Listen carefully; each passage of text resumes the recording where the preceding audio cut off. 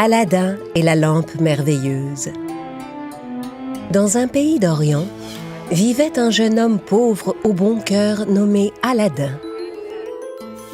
Ce jeune homme faisait tout pour aider sa chère mère.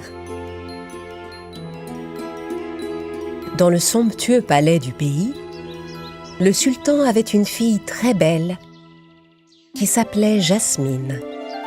Jasmine vivait entourée de richesses, mais elle était très seule, à tel point que le seul ami qui venait la voir dans son palais était un petit colibri du nom de Rin.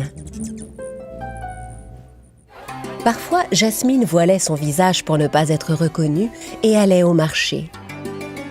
Là, elle se mêlait à la population et oubliait sa solitude un moment.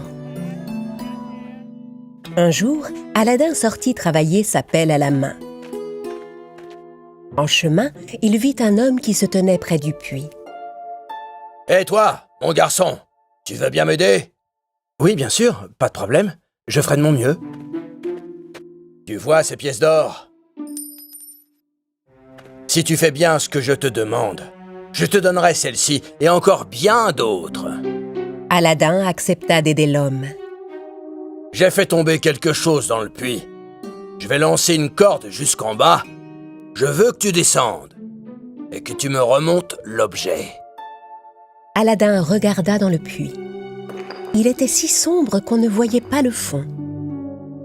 Malgré son appréhension, le jeune homme descendit le long de la corde pour gagner l'or que l'homme avait promis.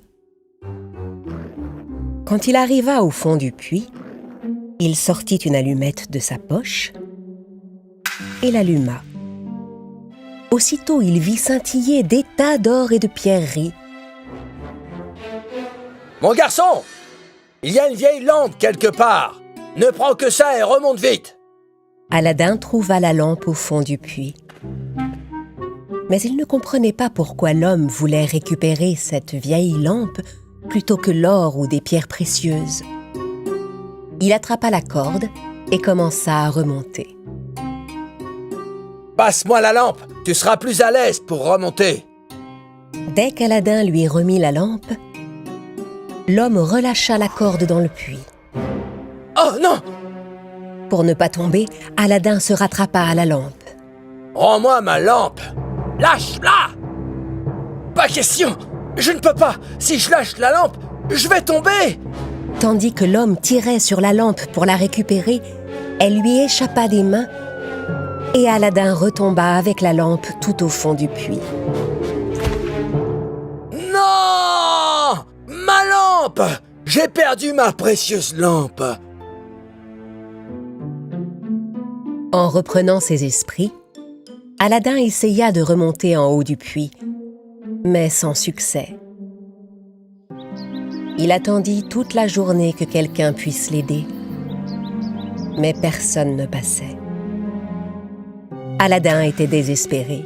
Il fit craquer une allumette et regarda autour de lui. Il remarqua une bague sur le sol.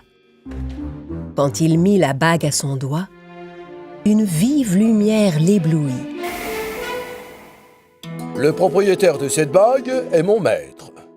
Tu peux formuler 3 vœux. Demande-moi ce que tu souhaites, mon maître. » « Ce que je souhaite, c'est sortir de ce puits. » Le génie exauça le vœu d'Aladin. Le jeune homme courut chez lui, la lampe à la main. En chemin, il bouscula Jasmine